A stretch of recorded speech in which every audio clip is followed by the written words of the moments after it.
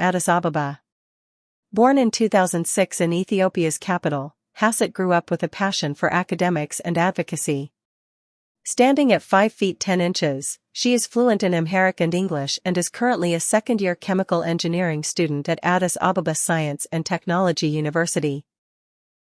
A proud alumna of Ladida Catholic Cathedral School, Hassett has balanced academic rigor with her commitment to social impact, describing a challenging university project as one of her proudest achievements for its teamwork and perseverance. Pageantry triumphs. Hassett's pageant journey began with her crowning as Miss Teen Universe Ethiopia 2024, followed by a second runner-up placement at the International Miss Teen Universe competition. Her ascent continued when she was named Miss World Ethiopia 2024 on December 1, 2024, at Hotel Bonanza in Addis Ababa, earning her the chance to represent Ethiopia on the global stage. At the Miss World 2025 pageant, Hassett shone brightly, advancing through all competitive rounds to reach the top 4. Her first runner-up finish and title as Miss World Africa 2025 set a new benchmark for Ethiopian representation in global pageantry. Good evening. Hello. So your question is, Miss World stands for purpose and character. How do you respond to those who misrepresent what it truly means? Thank you so much for this question. Because as Miss World Ethiopia, I have faced a lot of criticism from my country. A lot of people think Miss World is just another pageant, another beauty contest, but it is more than that. There are so many children and mothers behind me that get so many things from me from standing here. I am the first ever Ethiopian to ever make it this far, and I hold so much pride in it. And I believe making it here is not only for me or for Ethiopia, but for the mothers and children out there, for the kids out there. It is so much more than pageantry and beauty and anything. It is about purpose, and my purpose is to show you that you can do it. Thank you. Dressed in an intricately designed sari by Archana Kochar, she blended Ethiopian grace with Indian elegance, captivating audiences worldwide. Advocacy with purpose. As an ambassador for the Maya charitable organization, Hassett champions awareness for spinal bifida and hydrocephalus, conditions affecting children across Africa.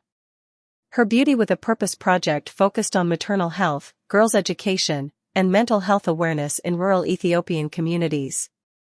By advocating for safe spaces for mental health education and counseling in schools, she has become a beacon of hope for underprivileged women and children. During the pageant's final round, Hassett's poignant response resonated globally. There are so many children and mothers behind me that get so many things from me just from standing here. Her words underscored her commitment to empowerment and representation. A vision for Africa. Hassett's success transcends personal achievement, embodying a broader vision to reshape global perceptions of Africa. This title is not just mine. It belongs to Africa, she declared, emphasizing the continent's culture, innovation, and resilience. Her journey was bolstered by the camaraderie of fellow African contestants, who helped her overcome self-doubt and shine on the world stage. ሰሞኑን በዓለም አቀፍ ደረጃ የተከናወነውን የቁንጅና ውድድር በሁለተኛነት ያጠናቀቀችው ኢትዮጵያዊት ሐሴት ደረጀ ትባላለች። ሐሴት ደረጀ በቁንጅና ውድድሩ አጠቃላይ የተሰጣት የዶላር ሽልማት ምን ያክል ነው? እንዲሁም የኢትዮጵያ መንግስት ለሐሴት ደረጀ የሚሰጣት ወይም እንደ ሽልማት የሚያበረክትላት ምን ሊሆን ይችላል?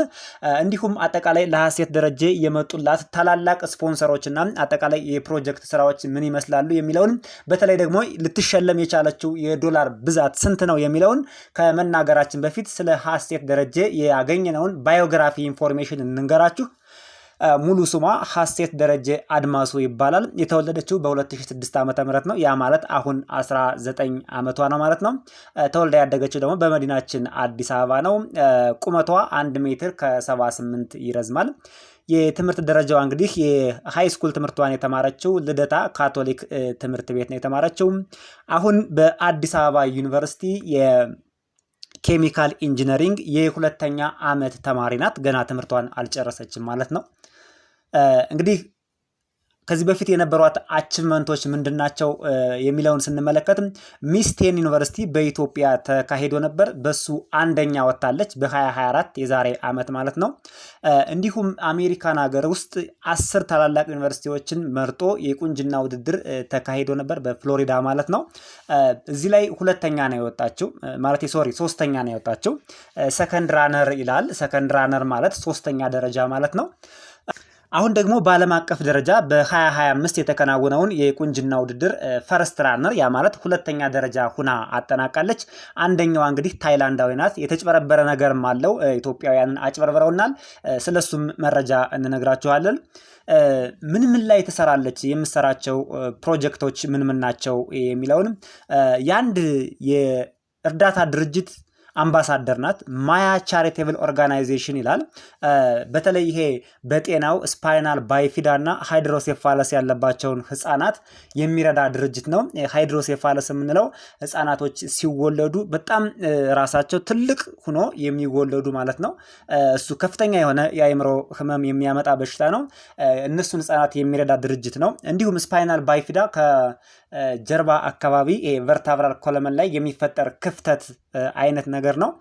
እንደዚህ አይነት በተፈጥሮ ኮንጀኒታል ማልፎርሜሽን ወይም ዲስኦርደር ኑሯቸው የሚወለዱ ህፃናትን የሚረዳ ትልቅ ድርጅት ላይ አምባሳደር ሆና ትሰራለች።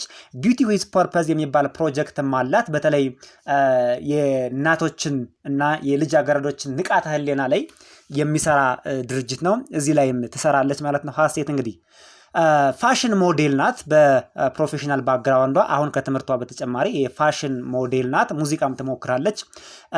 እንዲሁም እንግዲህ በዓለም አቀፍ ደረጃ የሚስ ወርልድ ሁለተኛ አሸናፊ ሆና ስራዋ በዚህ ይሆናል ማለት ነው።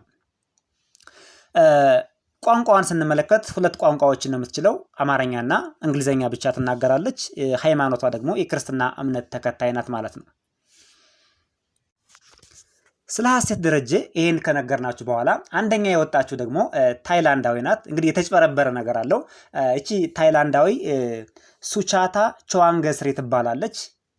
የተወለደችው በ2003 ነው። ሀሴትን በ3 ዓመት ነው የምትበልጣት። ቁመቷ ሜትር ከ80 ይረዝማል። እንግሊዘኛ ትናገራለች። ቻይነኛ እና ታይላንደኛ የአገሯን ቋንቋ ትናገራለች። እሷም እንደዚሁ የትምህርት ደረጃዋ አሁን የምትገኘው ዩኒቨርሲቲ ላይ ተማሪ ናት። በፖለቲካል ሳይንስ እያጠናች ትገኛለች። ሚስ ዩኒቨርሲቲ ታይላንድ 2024ን ዊን አድርጋለች። ልክ ሀሴት ኢትዮጵያ ውስጥ ሚስ ዩኒቨርሲቲን እንዳሸነፈችው ማለት ነው።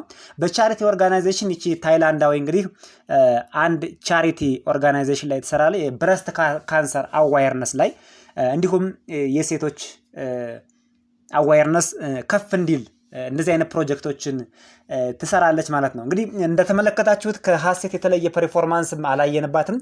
በቻሪቲ ኦርጋናይዜሽንም ሁለቱም ቻሪቲ ኦርጋናይዜሽን ላይ ይሰራሉ። አድቮኬሲ ላይም ሁለቱም ይሰራሉ። ሁለቱም የዩኒቨርሲቲ ተማሪዎች ናቸው። ምናልባት እንግዲህ በቁመት ከሆነ አናቅም። 0.2 ሴንቲሜትር ትረዝማለች ታይላንድዋ። በዚህ ከሆነ አናቅም። እንግዲህ የሀሴትን ፐርፎርማንስ፣ ሰብናዋን፣ አነጋገሯን፣ ሁሉን ነገር ዓለምን ስታስለቅስ ነው የተመለከትናት። ሁሉም አልቅሶ ነበር። ከኔ ጀርባ ብዙ እናቶች አሉ፣ ብዙ ህፃናት አሉ ስትል አዳምጠናታል። ውበቷን ተጠቅማ እንግዲህ ለሴቶችና ለህፃናት በተለይ እንደዚህ አይነት የተፈጥሮ ችግር ላለባቸው የስፓይናል ባይፊዳና ሃይድሮሴፋለስ ላለባቸው ውበቷን ተጠቅማ ለመልካም ነገር ያዋለች የመጀመሪያዋ ቆንጆ ኢትዮጵያዊ ናት። ቁንጅና እንግዲህ ሁሉም ሰው ጋር አለ። ቁንጅናን ለመልካም ነገር መጠቀም ደግሞ እንደዚህ ሀገርንም ያስጠራል፣ ሀገርንም ያስከብራል። ኢትዮጵያ በአፍሪካ በቅኝ ግዛት ያልተያዘች የመጀመሪያቱ ሀገር ናት። ቢዩቲፉል የሆነች ኢትዮጵያ ናት እያለች ኢትዮጵያን ስታስተዋውቅ የሰማናት የመጀመሪያዋ ኢትዮጵያዊ ሚስ ኢትዮጵያ ሆናለች ማለት ነው። እንዲሁም ስለ ጠቅላይ ሚኒስትር ዶክተር አብይ አህመድ በአንድ ቀን ህብረተሰቡን በማስተባበር በሚሊዮን የሚቆጠር ችግኞችን ያስተከለ ቪዥናሪ መሪ ያለባት ሀገር ናት። የግሪን ሌጋሲ ለአፍሪካና ለዓለም ለአየር ንብረት ለውጥ ያለውን ጠቀሜታ የሚያስተምር መሪ ያለባት ሀገር ናት ስትልም ተደምጣለች። በእርግጥ ከአላት የአየር ሰዓት አንጻር ካልሆነ በቀር ስለ ኢትዮጵያ ብዙ መናገር ትችል ነበር ከተናገረቻቸው በተጨማሪ ማለት ነው። አሁን ጠቅላይ ሚኒስትር ዶክተር አብይ አህመድና ኢትዮጵያ እንዳጠቃላይ ህዝቡ እየሰራው ስላለው የኮሪደር ልማት ወንዝ ዳር ፕሮጀክቶች እንዲሁም የጫካ ፕሮጀክቶች ስለ አባይ ግድብ በጣም በብዙ የሚቆጠሩ ነገሮች ተወርተው አያልቁም። ግን ዋና ዋናዎቹን ለመናገር ሞክራለች። እንግዲህ ስለ ኢትዮጵያ በዚህ መልኩ ኢትዮጵያን ያስተዋወቀች ሁና አግኝተናታል ሚስ ሀሴት። እንግዲህ በአፍሪካ ደረጃ እሷን ሊወዳደር የሚችል አልተገኘም። አንደኛ ነው የሆነችው። በዓለም አቀፍ ደረጃ ግን ሁለተኛ ሁናለች። እንደነገርናችሁ የታይላንዷ ናት የወሰደችው። ይሁንና እንግዲህ ሚስ ኢትዮጵያ ለሚስ ኢትዮጵያ ምንድን ነው የሚመጣላት ገጸ በረከት የሚለውን ስናይ ከዚህ በፊት ያለውን ዳታ ነው የምንነግራችሁ። ከረንትሊ የ2025 ሚስ ወርልድ ዊነሮች ምን ነው የሚሸለሙት የሚለው ወይም የተሸለሙት የዶላር ብዛት አልወጣም። 2017 ላይ ተከናውኖ ነበር ሚስ ወርልድ። እንግዲህ አንደኛ የወጣችው 1 ሚሊዮን የአሜሪካ ዶላር ስትሸለም፣ ሁለተኛ የወጣችው ግን 3000 የአሜሪካ ዶላር ነው ዳታው የሚያሳየው። በጣም በሚገርም ሁኔታ ይህ የቆየ ዳታ ነው፣ የ2017 ነው። ኦልሞስት ከ8 ዓመት ወይ ከ9 ዓመት በፊት ማለት ነው። አሁን እንደዛ ላይሆን ይችላል፣ ሽልማቱ ተቀይሮ ሊሆን ይችላል። ከሽልማቱ ከገንዘቡ ባሻገር ግን ዓለም አቀፍ ድርጅቶች፣ ተቋማት እንዲሁም ግብረሰናይ ድርጅቶች እነዚህን ግለሰቦች ወይም ሚስ ወርልድ አሸናፊዎች ስፖንሰር ያደርጓቸዋል። ትልቁ ስጦታ ሊሆን የሚችለው እሱ ነው። ስለዚህ በስፖንሰር መልክ የሚያገኙት ገንዘብ ብዙ እንደሚሆን ነው። ከዚህ ዳታ ተነስተን እንግዲህ እንደ 2017 ሽልማት አሰጣጥ ከሆነ ሚስ ወርልድ ልታገኝ የምትችለው ኢትዮጵያዊቷ ሀሴት ማለት ነው ልታገኝ የምትችለው $3000 ብቻ ነው የሚሆነው። የተሻሻለ ነገር ካለም እንግዲህ የ2025ቱ ዳታ ሲወጣ እናየዋለን ማለት ነው። የኢትዮጵያ መንግስት ወይም ሀገራችን ምን ልትሰጣ ታስባለች የሚለው እስካሁን የተነገረ ነገር የለም። ነገር ግን እስካሁን በቻሪቲ የምትሰራባቸው እነዚህ የህፃናት በተፈጥሮ ችግር ያለባቸው ህፃናትና እናቶች ላይ የምትሰራቸውን ፕሮጀክቶች የምታሰፋበት የመስሪያ ቦታዎች ሊሰጣት ይችላል። እንዲሁም ከገቨርንመንት በጀት ልታገኝ ትችላለች። ምን እንደታሰበ ግን እስካሁን በግልጽ የወጣ መረጃ ነገር የለም። ለማንኛውም ኮንግራጁሌሽን ፎር ኦል ኢትዮጵያንስ። በሚስ ኢትዮጵያ ውድድር ሁለተኛ ወጥተናል። ለሀሴትም ኮንግራጁሌሽን ብለንሻል። ይሄን ይመስላል እንግዲህ በዚህ ዙሪያ ያዘጋጀንላችሁ መረጃ። እስኪ የእናንተን ደግሞ እኛ ካቀረብነውም ተነስታችሁ የእናንተን ፊሊንግም በኮሜንትም አሳውቁን። እናመሰግናለን።